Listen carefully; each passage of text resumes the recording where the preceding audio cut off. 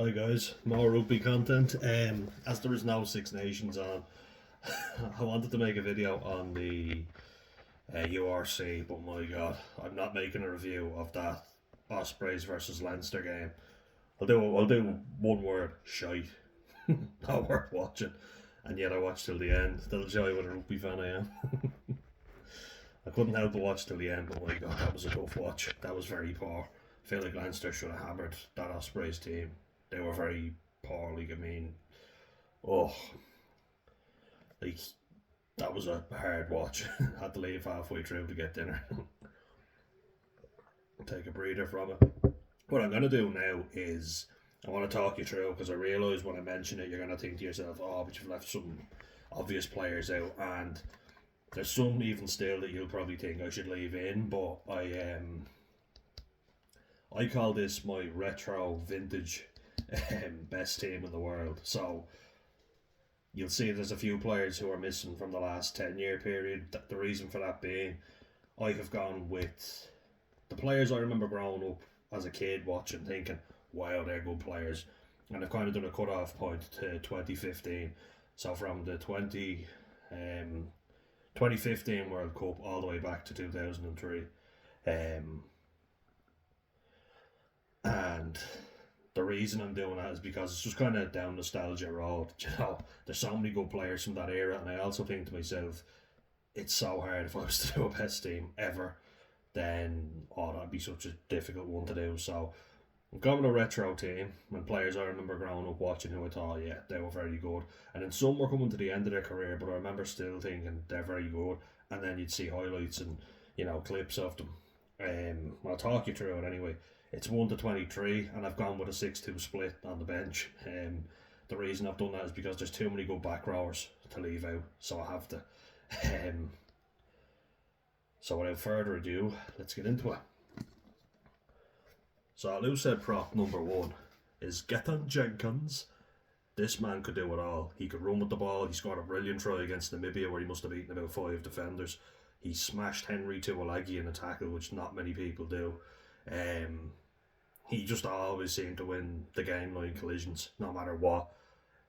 His carries were strong. He had a few jackal turnovers. He could play tight head prop as well. He really had everything. The man was a machine. Didn't look like much, and you think to yourself, looking at the likes of Kane Healy and Andrew Porter, physically they look like more. Gethin Jenkins was more of an unassuming type of front rower, but my God, he was phenomenal. Got through so much work, was like lightning when he took off, and just a joy to watch. Really skillful player, made loads of line stars, and rightly so. Deservedly my vintage loose head prop. At hooker, I've gone with none other than Bismarck du Plessis. Bismarck du Plessis was one of those hardy fuckers, you hate playing against him, because he's niggly, but he was like having a back rower on the field at hooker. He would get so many turnovers, he'd physically lead the charge all the time. His lineouts were very good, his work around the field, his carries were very physical, his tackles were extremely physical, and as I say, he'd win like 3 or 4 turnovers, like jackal turnovers every game. No better man. When I have other players that I mention, this team will jackal for everything. And you'd hate to play against them because you'd be clearing them out all day and still there'd be somebody else on the ball. Bismarck was one hell of a player, and I know John Smith was the captain and had to play a tight head sometimes to make way for Bismarck, and that meant that he didn't always get game time if John Smith was playing, or Smith, I don't know if South Africans pronounce the T quite sharply because there's no H at the end. I think Bismarck du Plessis was a better player, but I think John Smith was a better leader. And that's the thing, there's a difference there. Some players can be great leaders, but not necessarily brilliant players. Like Rory Best wouldn't be the most naturally gifted player, you'd say, but he was a good leader and everyone respected him, A tight head prop, Owen Franks. The Franks brothers were incredible. Like, tight head prop, very tough position. And you see the extra work that they put in. But that's one of the reasons why I put Owen Franks in, is because of all the work-ons that he always did off the field as well as on it. He gave 100% and smashed people on the pitch.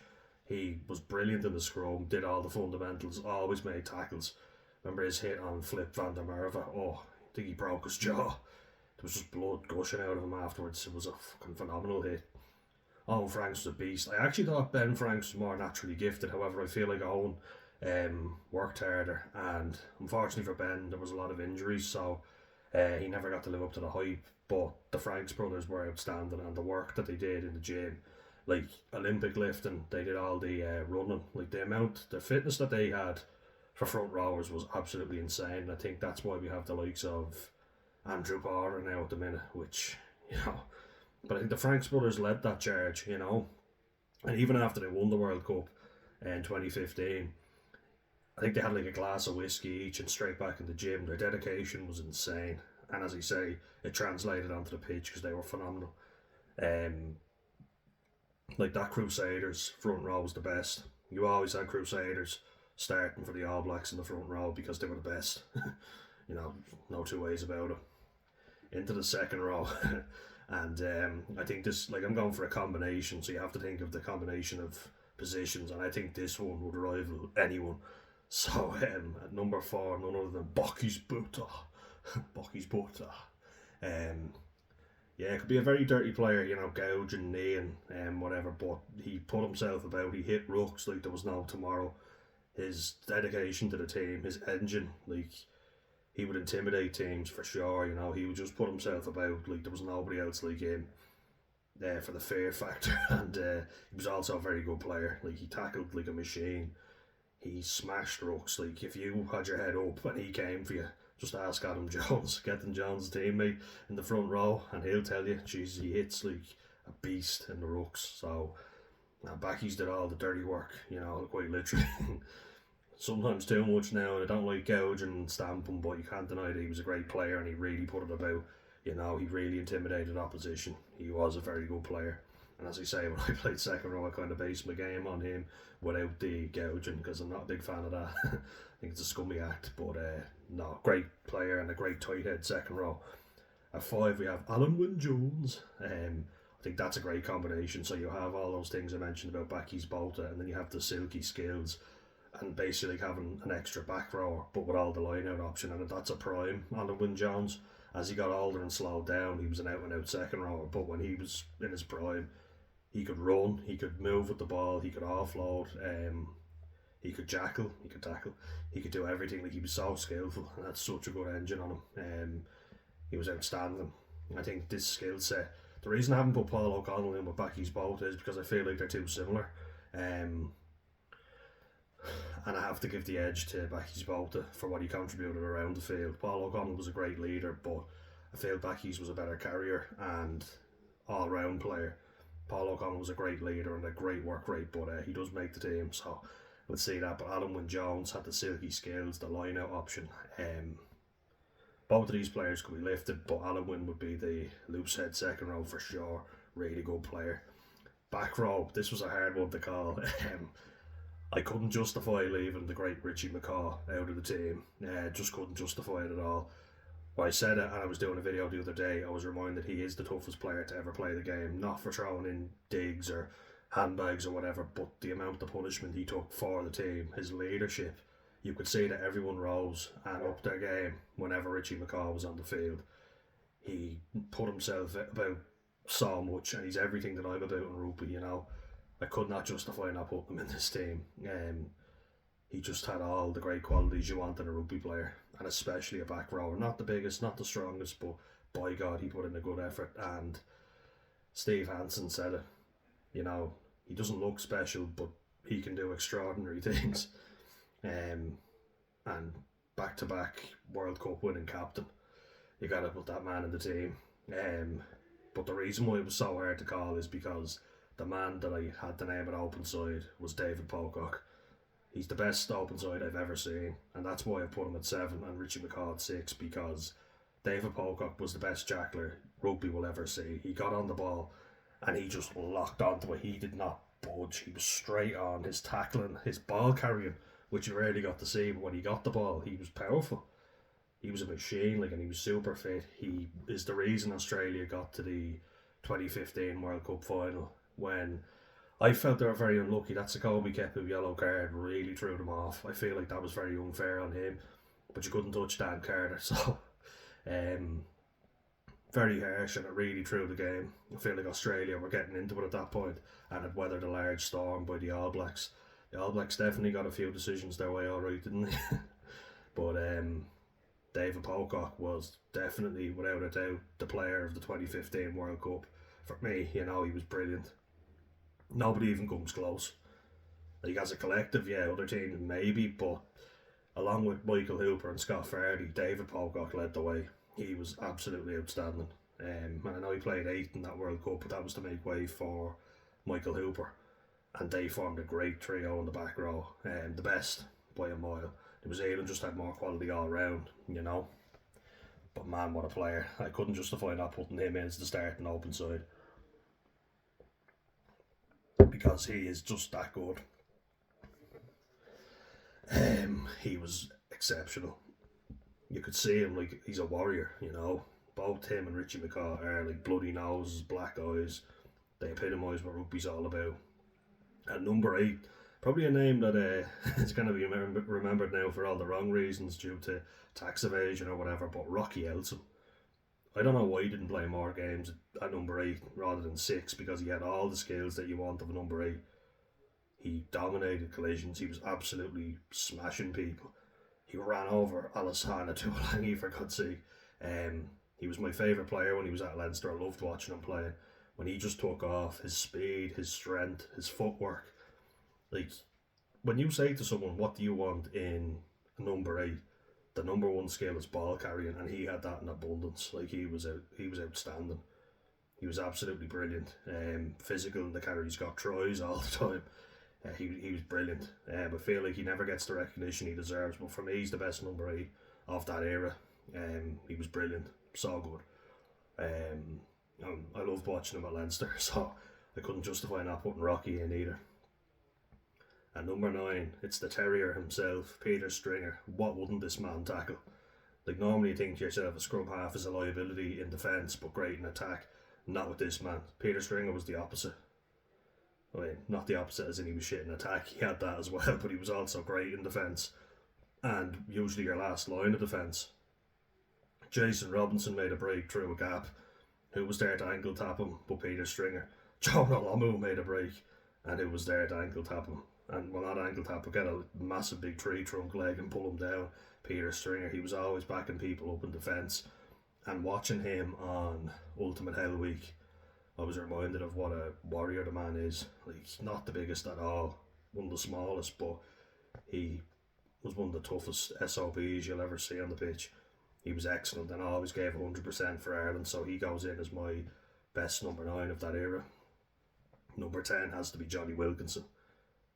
Johnny Wilkinson's defence was absolutely incredible. Like, you remember against Ireland and France, like, few fly halves could tackle the way he could. He was brilliant in defence. He wasn't a weakness. Like I say, these 2 players right here were not weaknesses, but actually strengths in defence. And that's why I put the 2 of them in there. Johnny Wilkinson's kicking, to miss a drop goal with his left foot, then take one and win the 2003 World Cup with his right foot. He could kick off either foot. He was such a great leader. Very tough for a fly half. No bullshit with them like you get nowadays with fly halves.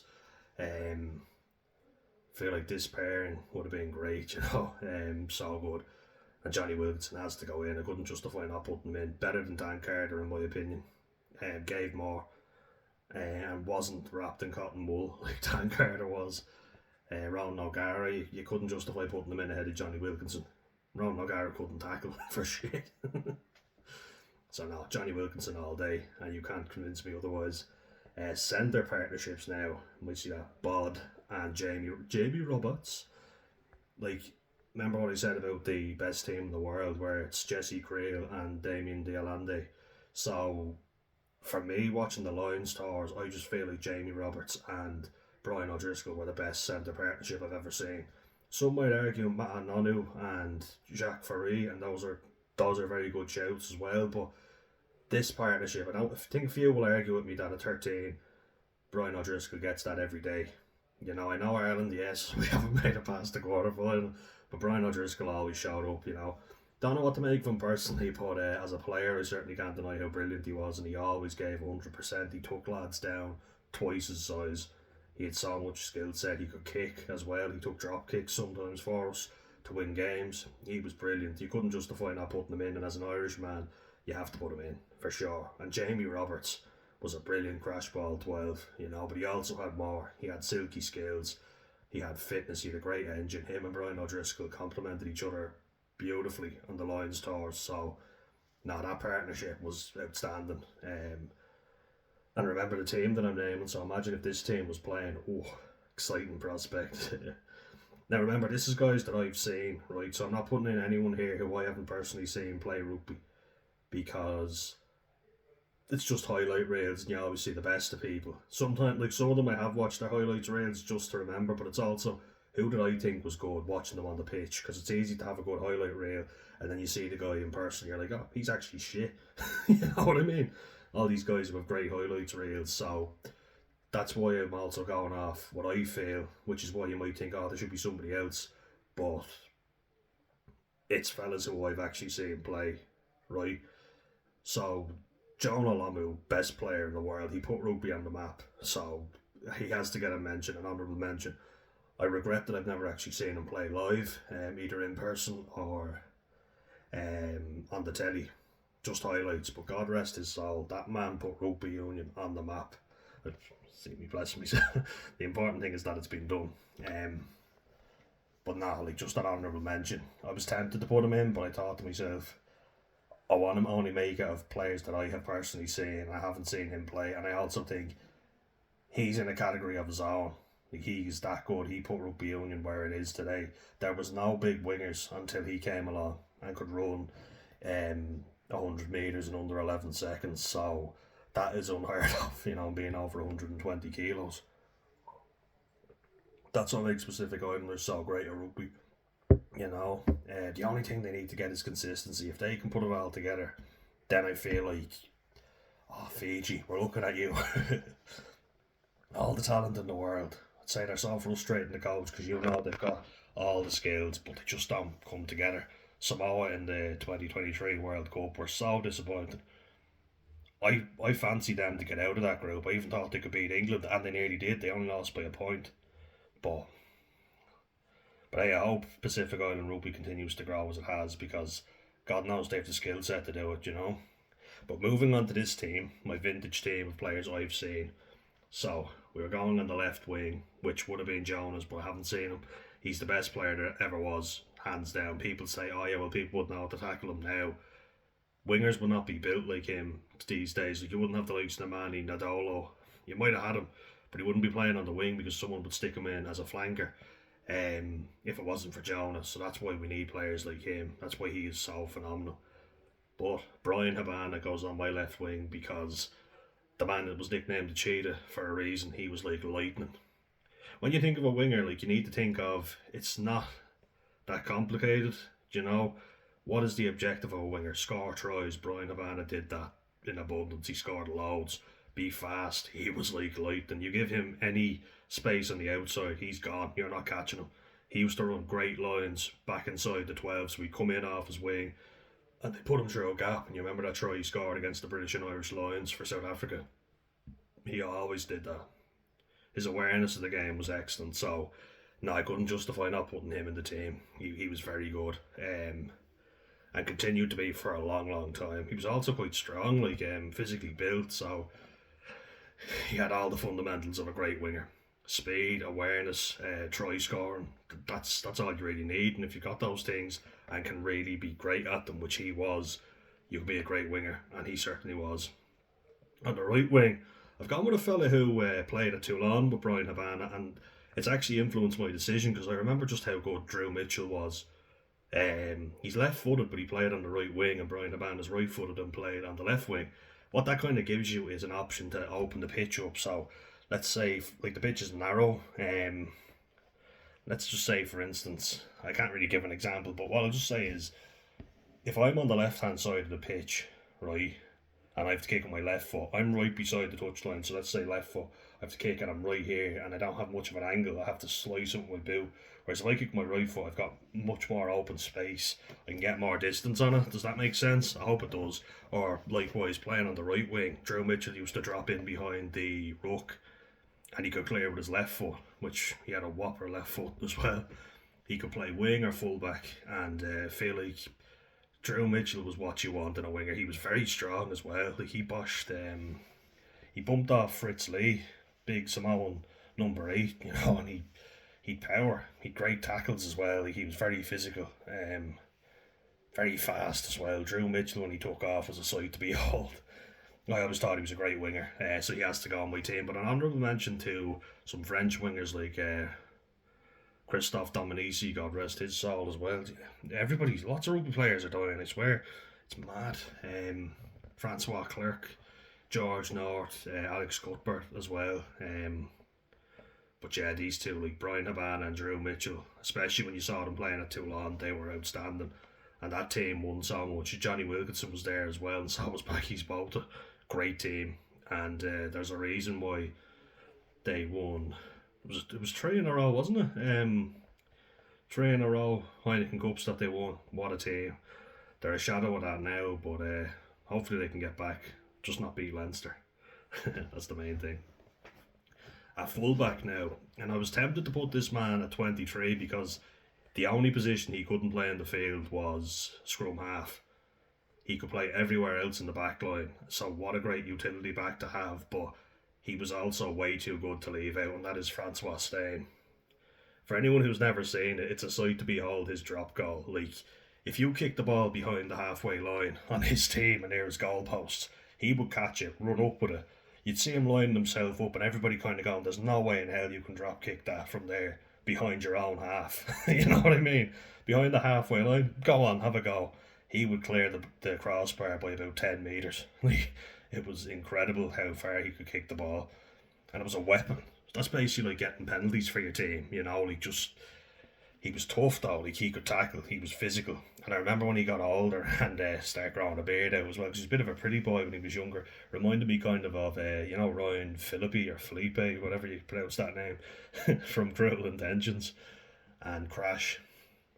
As he got older and started getting a bit more rugged, he started putting on a bit of weight as well, so he got a bit heavier, but that actually worked in his favour because he could get more physical in the tackle, and they put him in at centre. He had the physicality always though, he was fast, he was strong, he could kick from anywhere. There isn't anything he couldn't do when he played on the wing. He played each side of centre, 12 and 13. He played fly half as well, and did them all well. So I couldn't justify not putting Francois Steyn as my vintage fullback because he was that good. And I think that was his best position because when he dropped back in the field, when he got the ball from loose kicking, if you kicked loose to him, he would punish it with long range drop goals, and it was a sight to behold. It was incredible how far he could kick the ball. He was outstanding. Great player. It was good to see him come back in the team as well. I was like, is that Francois Steyn? Because I always remember the pretty boy type face. I was like, he doesn't look so pretty anymore. But certainly tough enough, that's for sure. At 16, replacement hooker, and I knew, I always remember watching this man and thinking this was a tough son of a bitch. I remember watching him in French teams where Ireland were dominated by France physically, emotionally.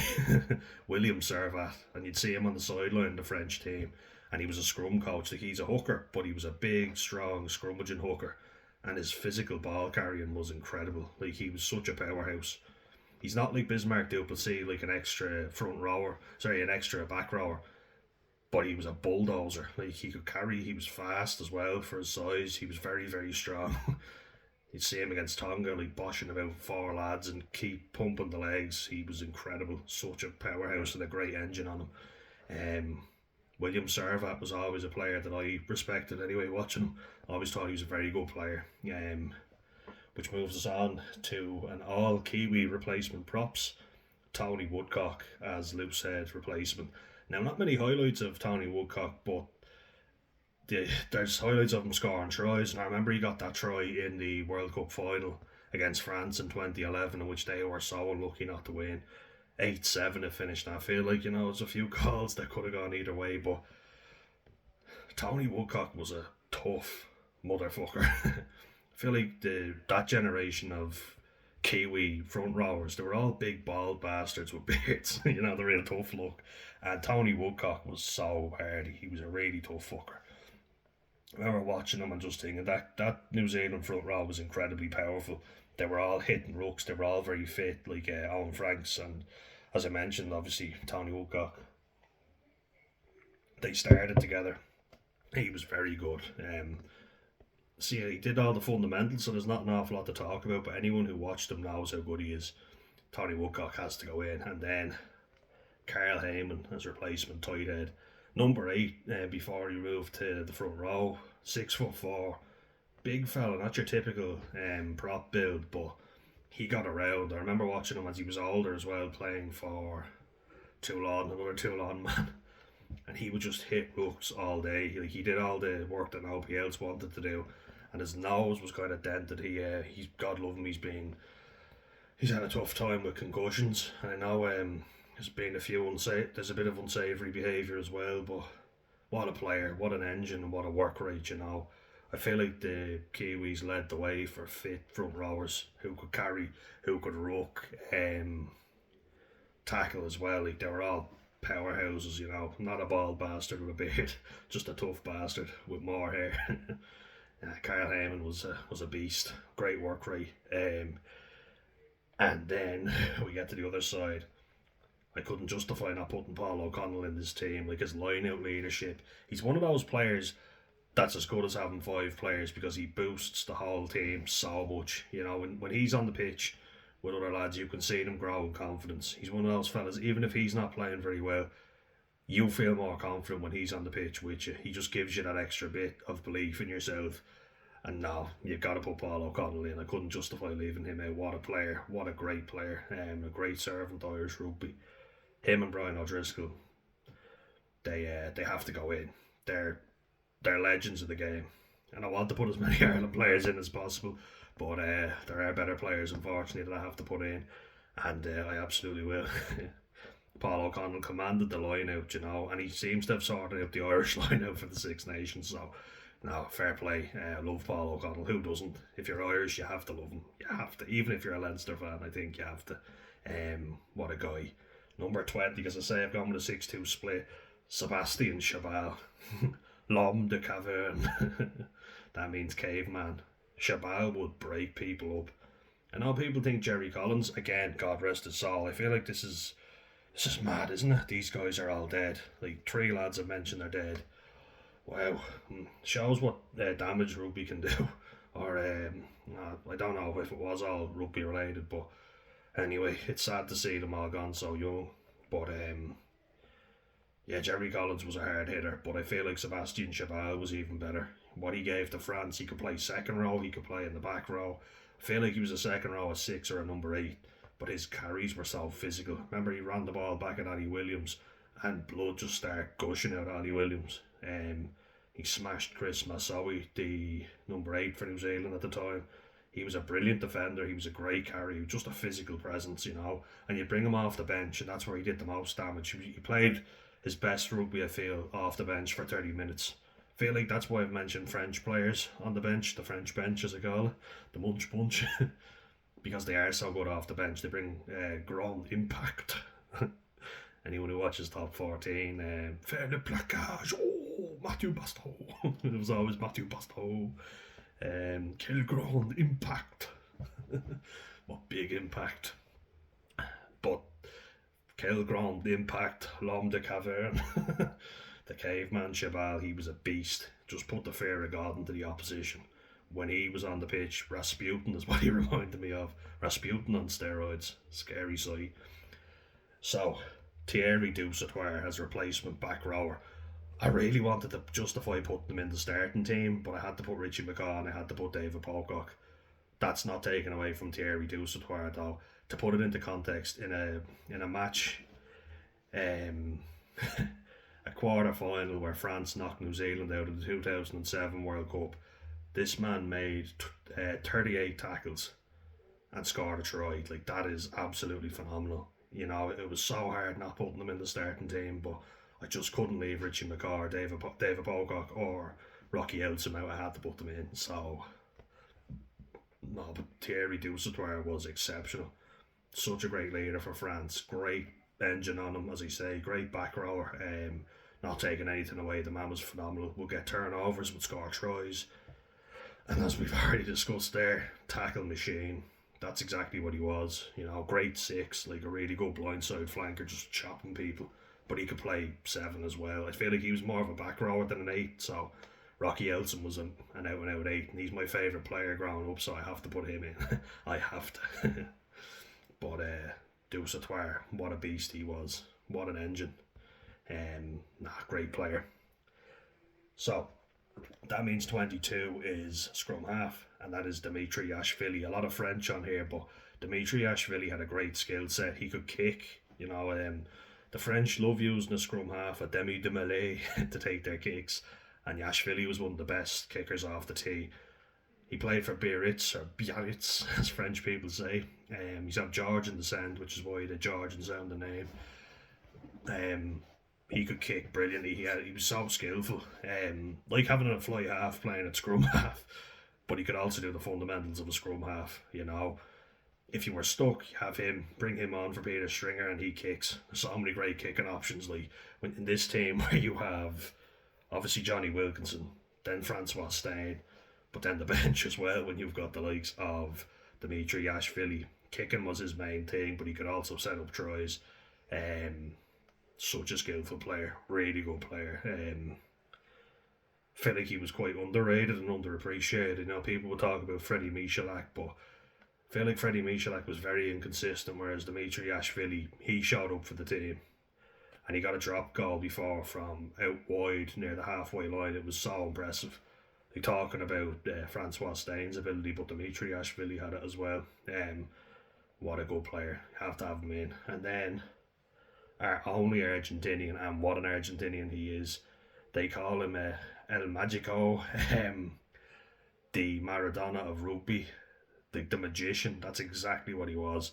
Juan Martin Hernandez. He was outstanding. I remember watching him in the 2007 World Cup as he broke Irish hearts like Felipe Contepomi. I think it looked like he was trying to help us out because of his Leinster connection. Him and Rog didn't like each other very much, but he was missing a lot of easy kicks, and it looked like we could get on top. But Hernandez slotted drop goals. He took over the kicking duties.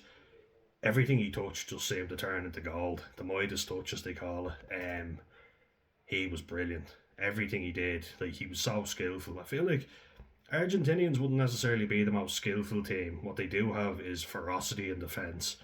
You know, a great unity. They've got speed in the back line and a physical pack. But this man had the magic touch. Whatever he touched turned the goal, and he could defend. He smashed Alassane Tuolangi into touch. I feel like this is going to be a running team, smashing Tuolangis. They often smashed everybody else, which is why I'm mentioning it, you know, because that is not an easy thing to do. But these guys did it, Gethin Jenkins and Juan Martin Hernandez. He was outstanding, and he could play as a fly half, a centre, a winger, or a fullback, just like Francois Steyn. But Francois Steyn has to get in for me. Hernandez, though, brilliant player. And remember, this team, it's a 23-man squad, and these guys are all phenomenal players, all of them. This is my vintage team from 2003 to 2015. And I mean, what a team it is, you know.